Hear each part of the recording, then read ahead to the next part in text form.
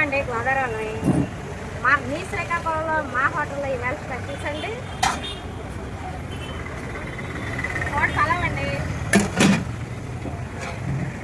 రొటీన్గా ఉండే chicken curry, ఉప్పు కర్రీ అండి, ఏమో సముద్రం చేపలక్క అవి ఇల్లు ఉండేవండి, రసం,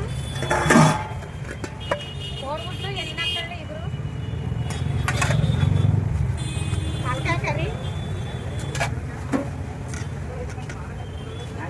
చెరువు చేపల పులుసు, ఒకటి టమాటా మరియు రైస్ అండి.